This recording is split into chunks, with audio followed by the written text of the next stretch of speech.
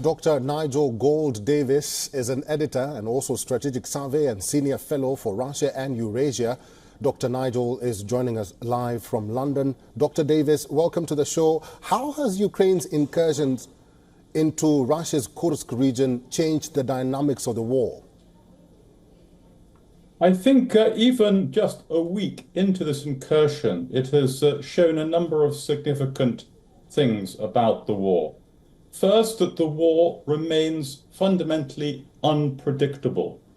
And over the past 2.5 years, we've seen apparently some sort of settling of the fighting, a narrative of how the war is going, settling in, and then suddenly being disrupted by new realities. And this is the latest example. No one predicted that Ukraine, hard-pressed around its second largest city of Kharkiv, could possibly mount such a daring and audacious move. That's the first point. The second is that it demonstrates, again, Ukraine's capacity to achieve strategic surprise.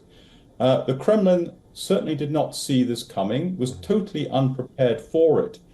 And it, again, disrupts assumptions that, in particular, in a war whose air is filled with drones, disrupts the assumption that the battlefield is transparent and it's difficult or impossible to mount anything as surprising as this. The third thing it has done is to take the war to the enemy of Ukraine's, the territory of Ukraine's enemy. And one way of bringing out how remarkable this is that now for the first time since 1944, part of Russia's territory is occupied.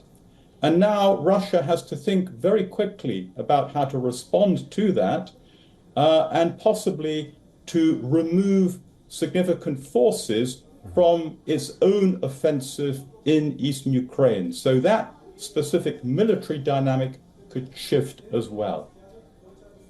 Dr. Davis, let's talk about Russia. Russian president is not pleased at all with Ukraine's actions. In fact, it has been reported that Russia has hit back at Ukrainian forces in Kursk. Putin calls it an intrusion. He even ordered the army to dislodge Ukrainian troops from Kursk region. What sort of impact has this incursion done to Putin? Will he heighten his aggression?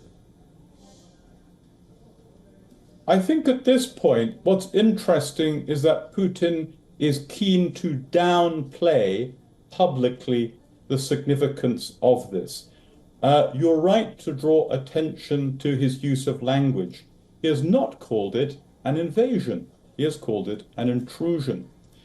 The operation that he has now tried to develop to deal with it is a so-called counter-terrorist operation, not a fully fledged military one. The Kremlin has issued an order to its senior politicians not to speak publicly about this war. The Kremlin is clearly rattled, responding to events, improvising a military response to it. And I think what's even more interesting is that Putin has not tried to appeal to the Russian population and say, look, we are being invaded, you have to mobilize, you have to join up to the military, you have to support this aggressor. He's not doing that. Again, he tries to downplay the significance of this to avoid embarrassment. And the final point I'd make here is about the response of the population itself. So around 10% of the population of Kursk region has been forced to evacuate. And there are Russian journalists who have visited the area, and what they report is a real degree of anger on the part of many of the people who have had to flee, anger not at Ukraine, but at the Kremlin for not having prepared for this, not having protected them effectively. Dr. Davis, finally and briefly, what was Ukraine's aim in Kursk region? Do you think they have achieved or will achieve it if the offensive persists? That's a very good question, and the Ukrainians have been quiet about what their ultimate goals are. There may be a number of them. One is to force Russia to divert forces from its offensive in Ukraine and therefore relieve the pressure on Ukraine itself. A second may be to hold the territory that it has, to occupy it for an indefinite period of time, to potentially use it as a bargaining chip in an end of war. Thirdly, we don't yet know how much further Ukrainian forces want to go. They already occupy a gas transit station. There's a nuclear power station, Russia's third largest, just a few kilometers away.